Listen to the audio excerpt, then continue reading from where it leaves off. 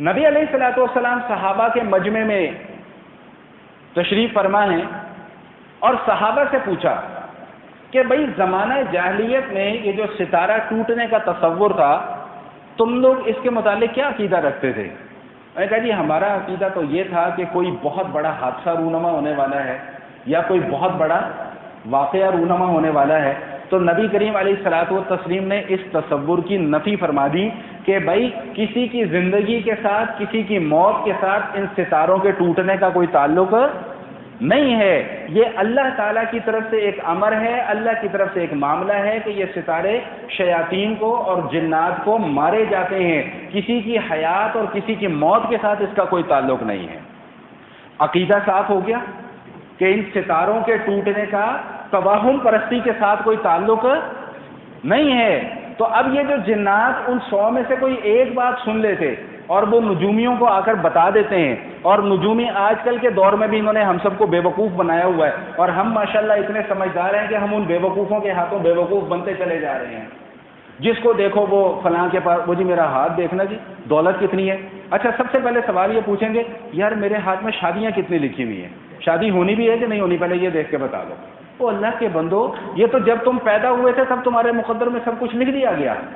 تمہیں رزق کتنا ملنا ہے, تمہاری شادی ہونی ہے, تمہارے بچے کتنے ہونے ہیں, کتنے نہیں ہونے ہیں, کتنا عرصہ تم زندہ رہو گے, کتنے نوالے تم کھاؤ گے, کتنے برگر تم کھاؤ گے, کتنے پیٹیز تم کھاؤ گے, کتنا پیزا تم کھاؤ گے, کتنے لیگ پیس تم کھاؤ گے, کتنے روسٹ تم کھاؤ گے, یہ سب اللہ نے لکھ دیا ہوا ہے.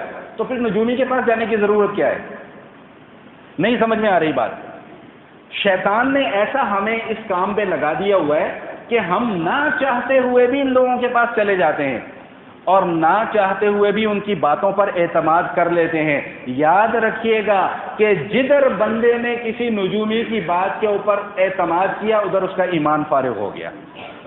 اور یہ کسی مولوی کا فتویٰ نہیں, اللہ کے نبی کی بات آپ کو سنانے لگا. نبی کریم علیہ الصلوۃ والتسلیم ارشاد فرماتے کہ من اتی عرافا فسألہ من اتی عرافا فسألہ لم تقبل لہ صلاۃ 40 لیلہ.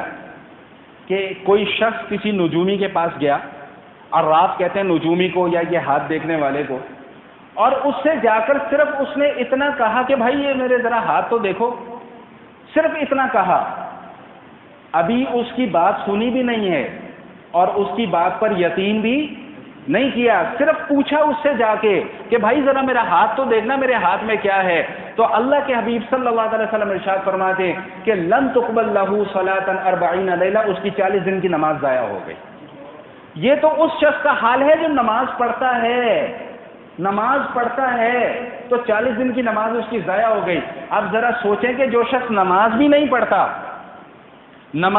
پڑھتا پھر وہ کسی نجومی کے پاس جاتا ہے اور اس کو جا کر اپنا ہاتھ دکھاتا ہے تو پھر اس کا کیا انجام ہوگا اور اس کا کیا حال ہوگا. یہ تو اس شخص کا حال ہے جو صرف نجومی سے جا کر پوچھتا ہے کہ بھائی ذرا میرے نام کی فال تو نکال دینا, وہ طوطے سے کے ذریعے سے کچھ نکلوا تو دینا, پریڈکشن تو ذرا کر دو کہ کل میرے ساتھ کیا ہونے والا ہے. صرف ابھی جا کے اس نے پوچھا ہے. اور جس شخص نے پوچھا اور پھر اس نجومی کی بات کی تصدیق بھی کر دی کہ ہاں آپ ٹھیک کہہ رہے ہیں, اس کے متعلق اللہ کے نبی صلی اللہ علیہ وسلم کیا ارشاد فرماتے ہیں؟ فرمایا اللہ کے حبیب صلی اللہ علیہ وسلم نے من اتی کاہنا فصدقہ بما یقول فقد کفر بما انزل علی محمد صلی اللہ علیہ وسلم.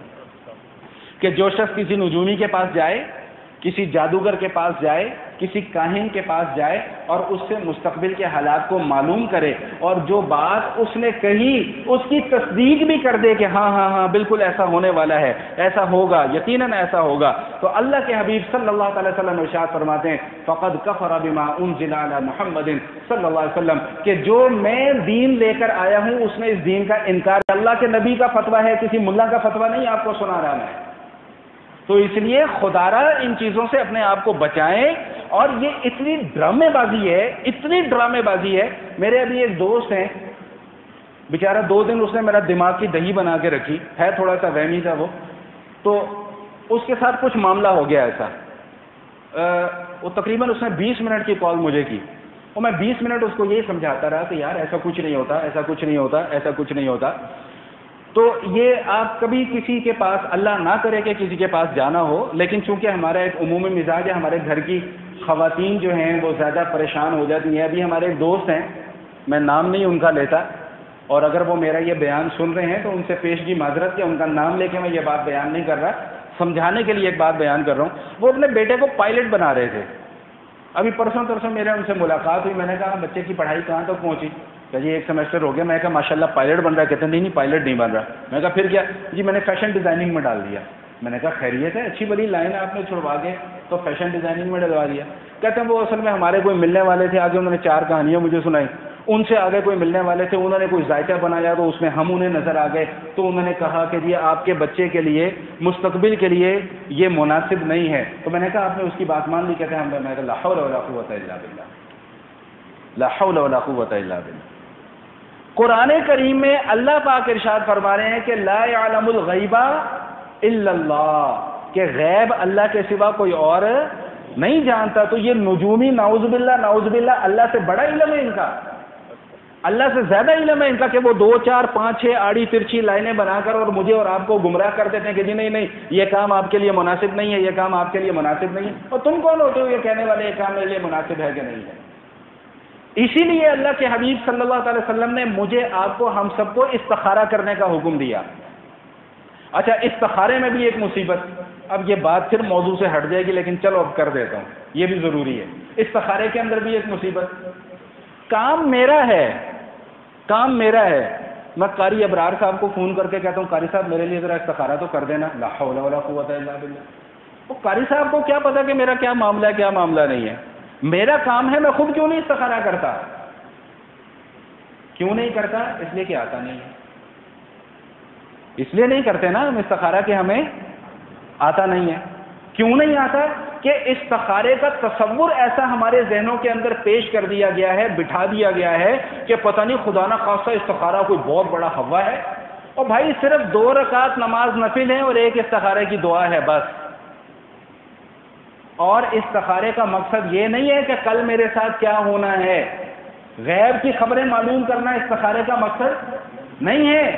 استخارے کا مقصد تو اپنے معاملات میں اللہ تعالیٰ سے خیر کو مانگنا ہے. ہم نے یہ کس قسم کا استخارہ بنا لیا؟ پھر وہ جو سب سے زیادہ کام خراب کیا نا ہمارے یہ میڈیا نے خراب کیا، وہ ایک کرائے کے ملا کو بٹھایا ہوتا ہے، وہ لیپ ٹاپ لے کے بیٹھا ہوتا ہے اور لیپ ٹاپ پہ استخارہ ہو رہا ہے. پتہ نہیں یار یہ کس قسم کا استخارہ ہوتا ہے. یاد رکھیے گا کہ اس عمل کو جو ہمیں سکھلایا جا رہا ہے، جو ہمیں بتلایا جا رہا ہے، اس کو استخارہ کہنا نبی علیہ الصلوۃ والسلام کی سنت کی توہین ہے.